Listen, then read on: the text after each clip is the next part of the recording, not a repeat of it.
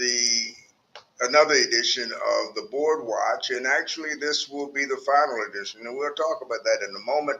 With me, as usual, my colleague Hassan Barnes, and as you know, we're both attorneys here in Baltimore. This program we started initially to talk about the Baltimore City Board of Estimates and the contracts and the other issues that the board handles on behalf of the city from week to week.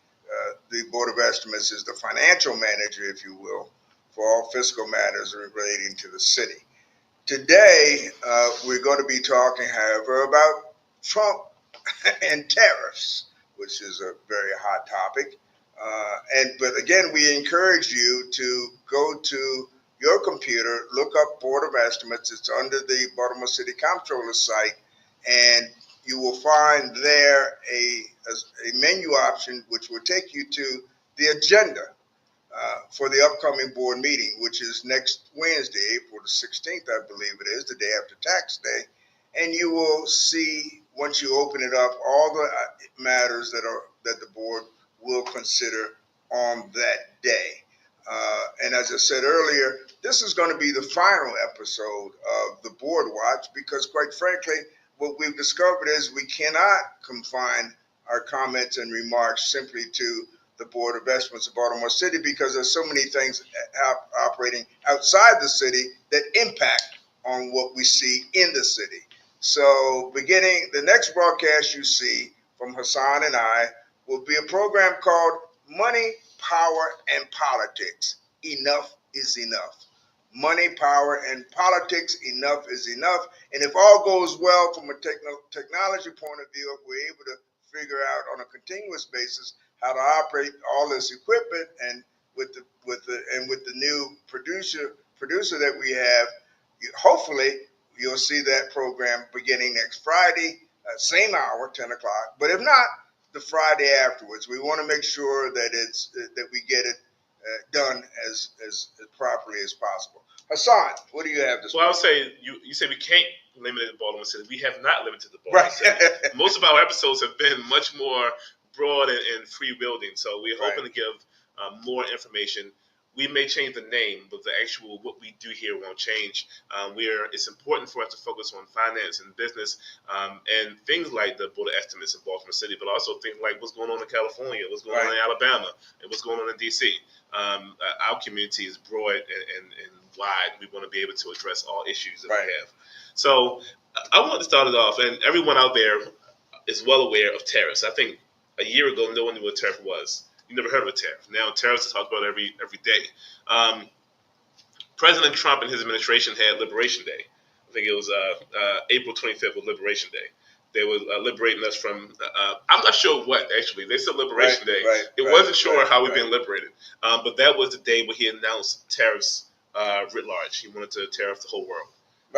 And so, again, we talked about last show, but a tariff is basically a tax. A tariff is a duty imposed on people importing things in. So the country that sends it, so you place a tariff on a country, and when their goods come to this country, there's a duty on those goods, which means the importer is paying a duty. So if Nike has Nikes made in China and bring them to the United States and want to sell them, they have to pay the duty. So China isn't paying the duty. Nike paying the duty. Nike is an American company, which means, as we all know from Finance 101, when a company is forced to increase its costs, you're going to pay for it.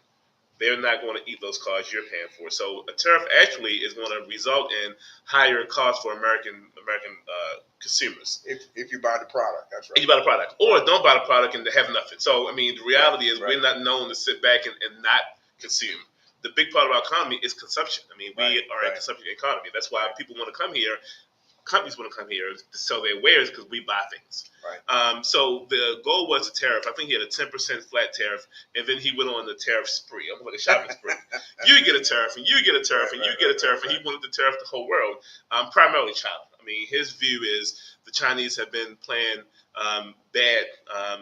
in bad faith for quite some time, and we have a bad deal as it relates to China. But he tariffed the whole world. Our partners in Canada, who've been losing their mind and are getting aggressive and getting angry. Our partners in Mexico, who have been much more reserved. Our partners in Europe and the EU. which led to reciprocal tariffs. So when we start throwing tariffs out, they start throwing. So we going back and forth with tariffs.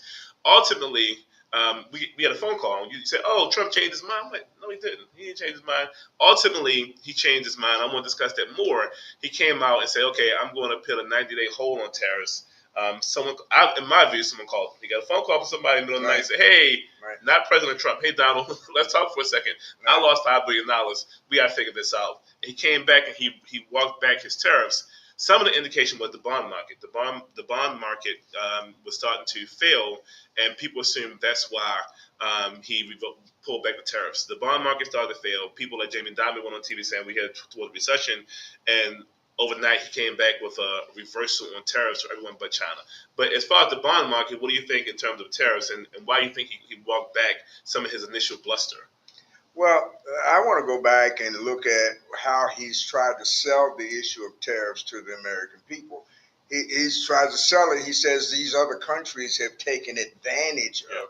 Well, the reality of it is, whatever tariffs currently exist or existed a year ago or 2 years ago were set by this country. So, and the government of no country set the amount of tariffs that the companies within that country would pay to have their goods imported into America. So we're not talking about situations as he portrays it, as though all these countries took advantage. But he's trying to say that when we import things there, it's unequal. Well, they have a formula they came up with, which doesn't make any rational sense. They have a formula. They set out to say it's a trade imbalance, and because it's an imbalance, we need a tariff. But the point is, this country has been in as much control of the tariffs it sets today as it was yesterday. And so if his imposition of tariffs can correct what he considers to be a trade imbalance, then it could have been done 2 years ago or 5 years ago or 20 years ago. So what he's really saying is not so much that these other countries have taken advantage of the United States, but he's really saying is he's the only one that knows how to make a good deal on behalf of the United States. And Mexico and Canada, he made those deals himself. That's exactly right. When he was doing his first term in 2018, he got out of the North Atlantic Treaty Organization that between the three countries, and he renegotiated personally his trade agreement with both Mexico and Canada. The same agreement that he's now saying was such a bad deal for the United States, he negotiated it. So what when he complains about other countries taking advantage of the United States, what he's really saying is he's the savior of the United States economy that no other president was able to do before him, with the possible exception of George Washington. There was a clip going around of him on Oprah. Oprah interviewed him years ago, and the clip looks black and white. Not quite black and white, but it looks older. And he was saying his idea then was tariffs, that the way we get I'm of the impression President Trump doesn't think in terms of finances the same way you and I would. He doesn't have to find money to pay bills. He's not worried about milk costs or aid costs. He's worried about respect and how people see and the view of the country. He's been very antagonistic towards China in that he feels like they are taking advantage of us in a way that's unconscionable, and the way you solve it is to push them around and to show that you're big and bad on the world stage. It's not quite clear to me what his ultimate goal is. I do think, and some people feel this way as well, we should have decoupled from China a long time ago. And COVID was a good example of, because we didn't decouple, we saw the stock market crash, but also we didn't have things here in the country because China was basically the manufacturer for the world. And when China said we're not shipping things out, you're not getting it. We had no control over them. But America typically has enough power to leverage it. Okay, yeah, give it to us anyway. We couldn't do China that way. And that was a red flag for the companies here as well as the country as a whole.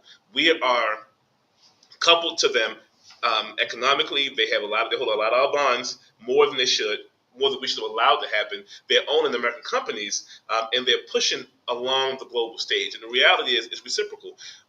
The China rose because the U.S. decided, hey, we want to give every American everything they want at a cheap price. And China said, okay, we'll come in and we'll be sweatshops. You can use our people as much as you want to. Pay them 85 cents a day for the same work you would pay your employees $20 an hour for. We'll do 85 cents a day, and we'll work and work and work, and we'll build up Nike, we'll build up Apple, we'll build up all this manufacturing. Anything you buy typically has Chinese parts in it. It was made and or assembled in China because the labor was so cheap. So we were able to do two things. We were able to ship off work to another country, bring it back much cheaper than we would do here, and sell to the American population around the world at a higher price, which means more profit for corporations. And because of that, China slowly built up their middle class and their wealth to the point where they were able to hold back, and now they're a juggernaut, and they can go and they can push around. Well, I think that though we've got to be careful of portraying these as governmental actions. These were not governmental actions. These were the actions of private companies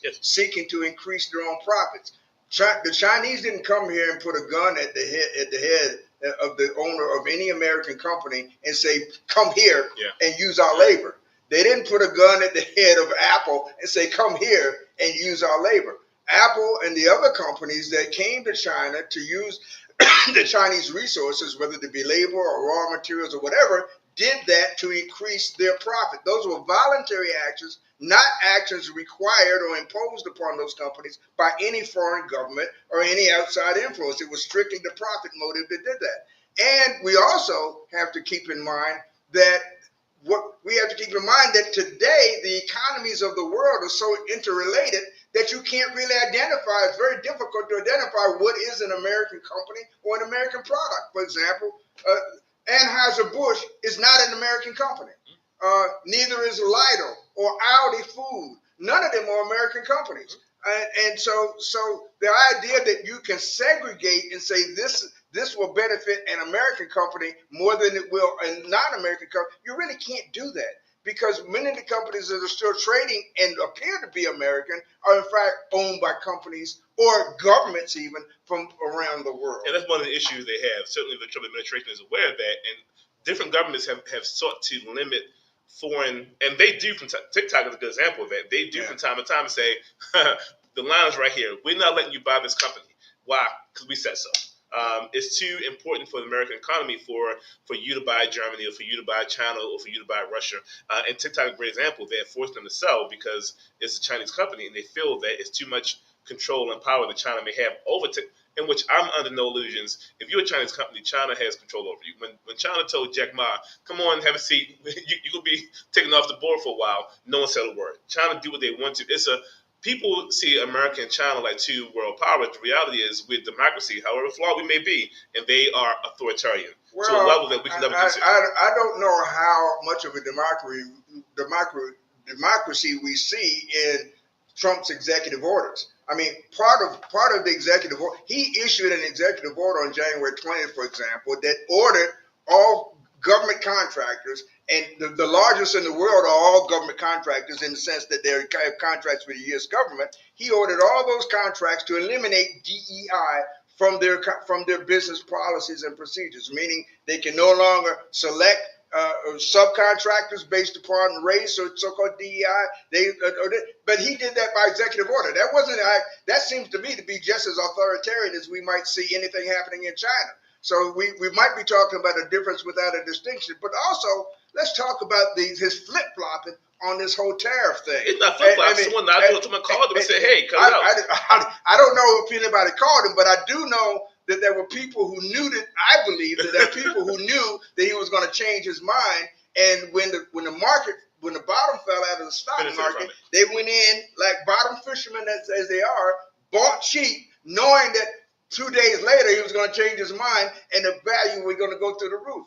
Martha Stewart went to jail for that. They call it insider trading. No, I've been watching the financial. You mentioned when it first happened. I've been watching the financial news, and no one has talked about that. No one has talked about. And I think Trump said, "I made people a lot of money." Like he made a statement about it. Yeah. In fact, he encouraged people to go buy now. Now, why would you encourage people to buy now? Because I'm getting ready to do something that's going to increase the price later. If it comes out that in fact it was he knew. Unfortunately, when Congress and or the president do things, it's not considered inside trading. Hence, Nancy Pelosi, people have been hounding her for years saying insider trading doesn't stick because they can trade on the news. If you're in a company like Martha Stewart has inside information from a company, she can't. Congress can. So it's not considered inside trading for Congress, which I'm assuming is not considered inside trading for the president. His actions, although you're right, they are the same spirit as insider trading. They don't actually equal that, but it was shown. Well, the only reason that it's not insider trading is because nobody charged them yet, and it's not going to happen under Pam Bondi as the Attorney General. If somebody charged them with it, they could very well be insider trading. Under the statute, I don't think it quite fits because insider trading have inside company information.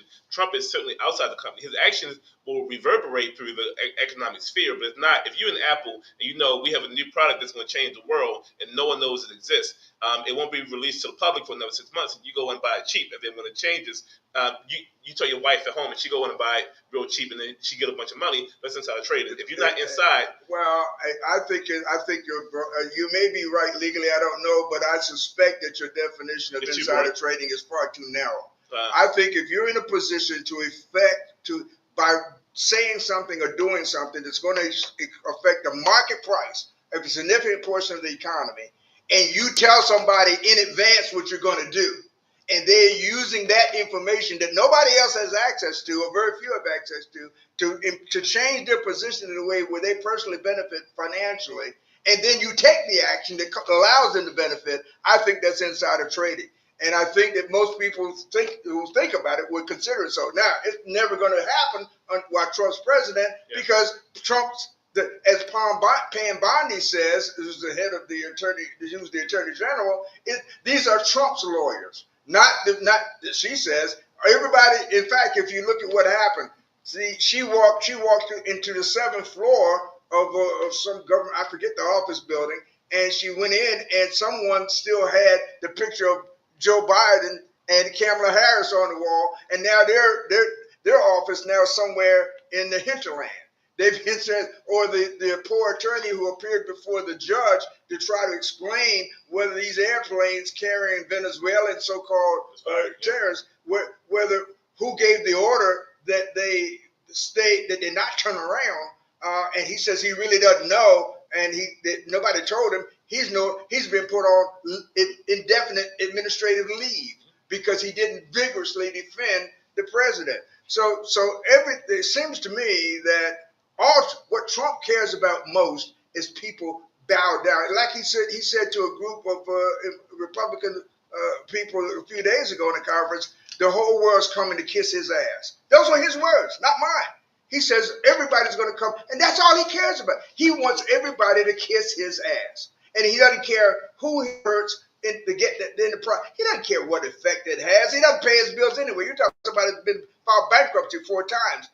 Who had Trump University defrauded thousands of kids out of hard-earned money, and the government even, because most of those loans for those student loans were guaranteed by the federal government. He doesn't care about any of that. So in terms of the policies of the administration, he has been, from his first term, he has been much more aggressive. And what he did, which whether you say was smart or vicious, he placed people who are loyalists behind him, whether it's Pam Bondi, whether it's Kash Patel, whether it's Hersich, whether it's Vance. And I'm not saying these people are, normally when presidents go into office, you're looking for the A-team. When Obama came in, people around him were sharp. When Clinton came in, they were sharp. When Bush came in, he had his whole daddy team. They came in very sharp. Yeah. Whether you like them or not, they were, for Trump, no one has said that about his team. But what they have said is they follow him. So no one has said they're super sharp.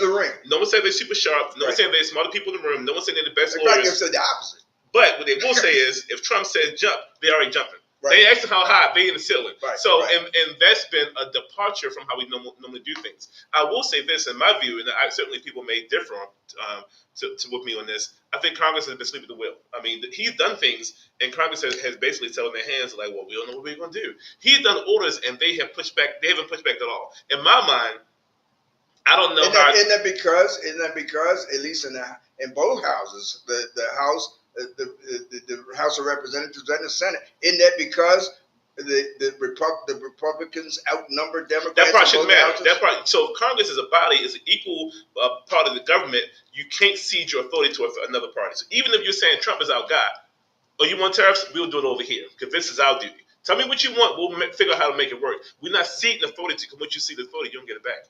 The idea that Congress would cede authority in a way that they've said nothing and had their hands up seems astonishing. And aren't there congressmen, aren't there representatives now, even Republicans now who are bemoaning that fact, who are saying, look, the power to impose tariffs is really ours. Yes. Let's take it back from the president. He's acting like he doesn't really need Congress. And then he said that from the beginning. Yes. I don't need. What do I need Congress? Republicans for? say it now because they realize, hold up.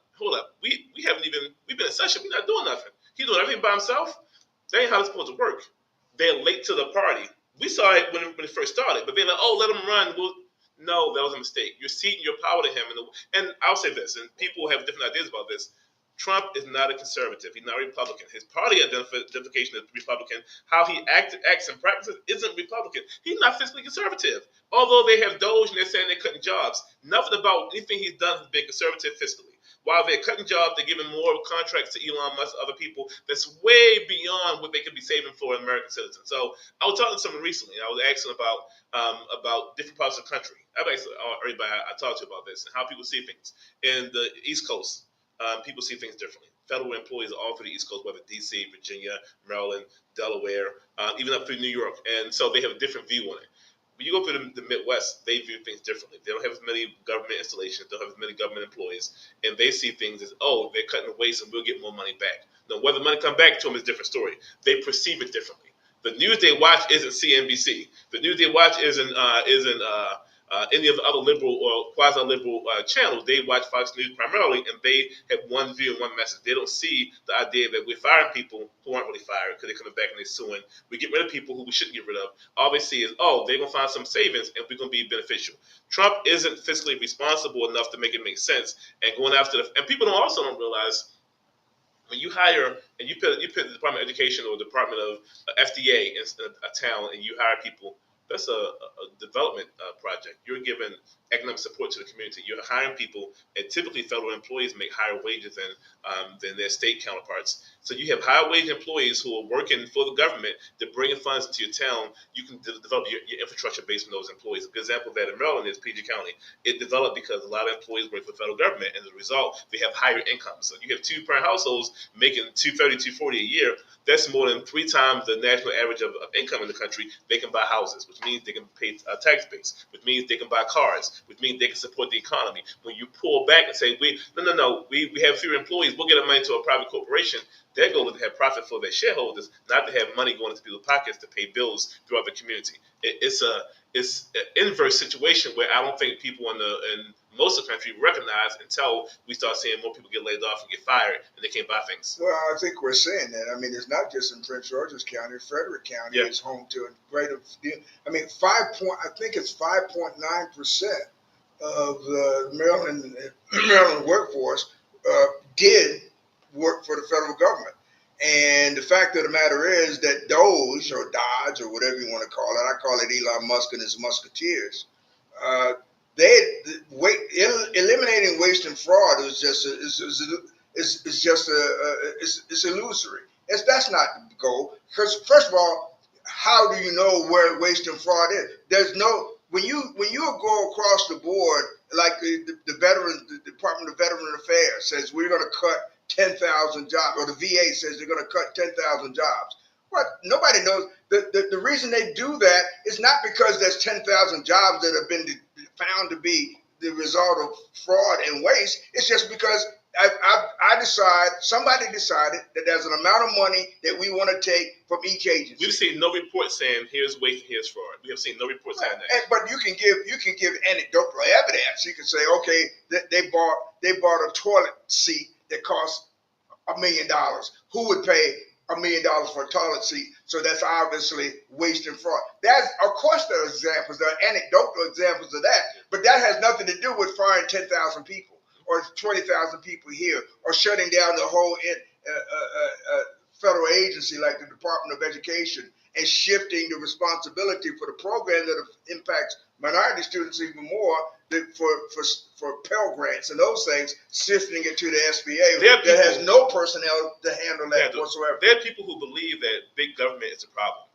And it's interesting how their views are. They want small government, but they do it from a place of privilege. They do it from a place where they have means and have opportunity.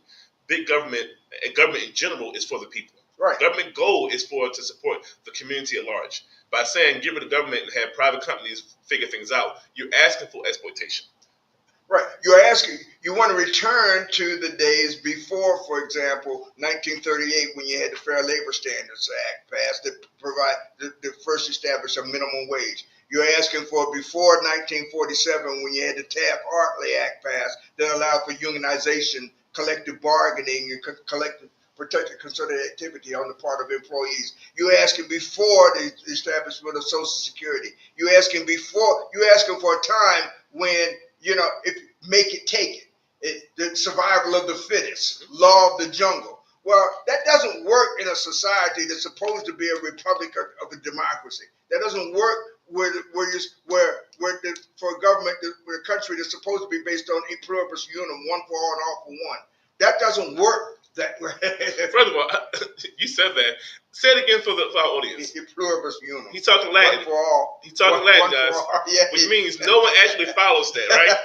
No one follows that. No one believes that. If they did, we'll be in a much better country than we are now. Of course, because we promoted this John Wayne mentality: pull yourself up by your own bootstraps, even though you're standing on them, which is obviously is an impossibility. Make it, take it. We sold the notion of individualism, which makes sense only if everybody starts at the same place, which makes sense only if there's a level playing field. But how do you start equal when you've been oppressed for 400 years? How do you start equal when all of your intellectual property and your physical labor and even your household and your body have been stolen for 400 years? How do you get back even board?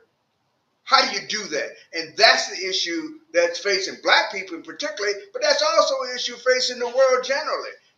That we can't have a world where people, the majority of people, can support their families when there are few people who, not one tenth of 5% of the people control 95% of the wealth, and the rest of us have to live on the crumbs. J.D. Vance recently was given flack for making a comment about Chinese. He referred to them as Chinese peasants. And China of course, took offense to it. Right.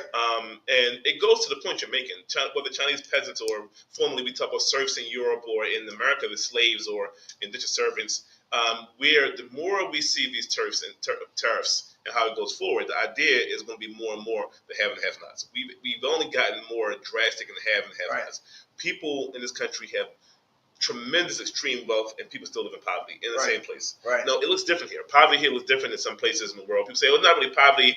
If you're poor and you're living in West Virginia, or you're poor living in certain places in Baltimore, you're poor. Right. It's clear. The future you have before you is capped based on your circumstances in a very clear way.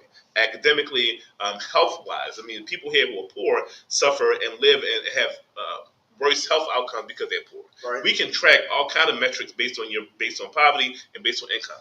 When you have a situation for tariffs and you're saying we're going to raise the price and we're going to do this and we're going to do that, we're going to change things around. The goal has been, it seemed to me, is to make companies more prosperous and more profitable, not to have more funds and more money for the people who live in those countries. China can do it, and they've done it at huge ways because they have 1.4 billion people. They can say, okay, we're going to pay people nothing, bring from the farmers and pay them nothing because we have another 800 million people working. I mean, it's a different calculus. America don't have as many people. But when you do things, and we are the standard bearers, but we have our companies making all this money and huge profits, the people who work there typically don't make those huge profits. They make much, much less. Right. You will see more and more as we tighten, more people fall out of middle class into being poor, and more people who are wealthy get more wealthy. You don't see as many people middle class going to wealthy. You see more. They claim we have more millionaires now than we've ever had before. I suspect that number is misleading. Really, what you have, people who are wealthy getting wealthier and wealthier.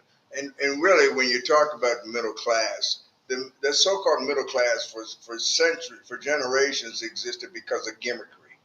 By gimmick, one of the biggest gimmicks was credit. Convincing people that having credit was the same as having your own money was the biggest trick ever pulled. Rather than pay people an adequate salary, what you deserve is $100 a week. But I'm not going to give you $100 a week. I'm going to give you $50, but I'm going to give you a card that's worth another $50, and it's just as good. Now, some people take the card because they don't have any choice unless they engage in collective bargaining. They take the card, not realizing that one day you got to pay the piper. That card is not your money. you got to pay that back. And you got to pay it back with interest at 29% or 30% per year. So we live in a world now where that card, that credit, that extra money is no longer available to many people. So now you get, which results in a so-called Christian gig economy, which means the people who didn't used to have to work 2 jobs are now having to work 2 and 3 jobs just to keep the roof over their head. And we call it gig economy as though it's kind of a habit. Well, it's not habit anymore. They're not working for discretionary income. They're working for money to pay this exorbitant BG&E bill that just started coming out last week. People are complaining about getting a BG&E bill for $1,000 one month when the month before it was $300. And they were, where the hell did that decrease come from? Or more importantly, where am I going to get the money to pay for that increase? The gig economy is drying up now. The fact of the matter is that there has to be an adjustment in the allocation of the pie, if you will. The economy being a pie, the so-called people other than the super rich have to get a bigger share, because the so-called middle class has been, from what I can see, completely emaciated. It really doesn't exist anymore. It exists from the fringes. I mean, so we say middle class, people who can afford to send their kids to school with some student loans, but not 100% student loans. People who can send their kids to basketball camps and travel tennis and travel swimming, and they have a certain level of means, but you can have a nice car and a nice home. That's what we say is middle class now. Not that you have a bunch of money in savings, not that you have enough money to take care of yourself, not to go on a vacation to Europe. Those things that's upper middle class. Back in the day when you could take a vacation with your family was middle class, it's not anymore. That's a bit more. Well, even home ownership is selling the notion that if you got your name on the deed, you own the house. You don't own it because there's a mortgage on it. Yeah. If you look at the deed of trust, it says we'll allow you to live here without hassling you as long as you pay the money. But you stop paying the money, you find out who owes it. You call it foreclosure. So we've created this illusion of success, this illusion of being financially stable. But in reality, it's all on paper. In reality, the king still owns everything. And the government, as you pointed out, was really created to protect people from the king. That's what, this concept of sovereign immunity, the people who are not in the legal field won't know what I mean, but what that really means is that the king owns everything and you get only what the king says you can have. Well, the government was created to make sure that the king gave you enough to live on.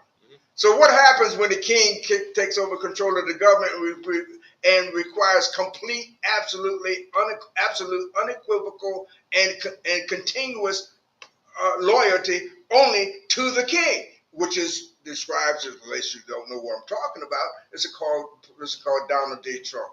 That's all. That is the litmus test, if you will, for whether or not you get or keep a government position. All right, have you historically ever said anything against him? Have you historically said you'll fall on the sword to protect him? Have you kissed the ring? And if you have, fine, you're okay. You can be part of the club. If you haven't, you're not only do you not get invited to the club, but I go out to get you if you're in a certain position. Why would members of Congress be fearful of being prosecuted for doing their job as politicians and voting against him for an impeachment when he clearly committed an impeachable offense? Why would you weaponize? What happens to a government? We talked about this term. What does weaponization even mean? I'm one that I hate to use words that don't have a depth. What weaponization means is doing something with it that I don't want you to do, and directing it against me. That's all it means. The reality That's really all it means. You refer to the king, referring to the Trump administration, Trump himself. Yeah. The reality is people in power have acquiesced. So he doesn't inherently have all the authority that he's building. Congress put their hand in the pocket and say, we will ignore it. Because he owns them. Because they think that their position, their ability to get reelected is only on his coattails. They're afraid that they get primary, that he'll send somebody to run against them and they'll lose their position. And that part is a personal situation. That's personal. It's not a system thing. So the government is in place to keep people protected. And we have our elected officials. However, as we've seen, Republicans aren't doing town halls. Even the conservative spaces, they don't want to answer the people like why you do this. They have no real answer. They can't go because in a straight they face have and say, an answer. The answer is because I want to keep my job, and I think he's more important to me to doing that than you. And that's the problem. So the reality is, the people elect the officials. If you are more afraid of somebody named Donald Trump than the people who elect you, that's the problem. Yes, and that's contrary to how our democracy or republic is supposed to work. Exactly it's contrary to even basic common sense, and that's why now they're avoiding town halls, they're ducking them out, they're avoiding people, they go in places in incognito. Even in conservative places, people who are conservative don't understand because the policies of the administration aren't conservative by nature. And make no mistake, Donald Trump's attack against the people is not colorblind. He didn't order that Asian people be removed from the history books of the military. He didn't tell the Smithsonian to get rid of Asian exhibits. He told them to get rid of exhibits that deal with slavery. He didn't tell the National Park Service to get rid of anybody else's name but Harriet Tubman's. There's a particular venom towards black people, and that could be explained by the people around him, like Stephen Miller, Steve Bannon, and certainly the chief musketeer himself, apartheidist Elon Musk. I'll say there's another show I think we'll take a deep dive into. So what the administration has been doing vis-a-vis race has been very dramatic. The African American Heritage Museum in D.C. is a good example of it. The idea that I think Trump indicated it was divisive. Well, the fact they talked about slavery, something that they didn't control, and they talk about it openly, is divisive. I don't know how you get past that. That's part of the country's history.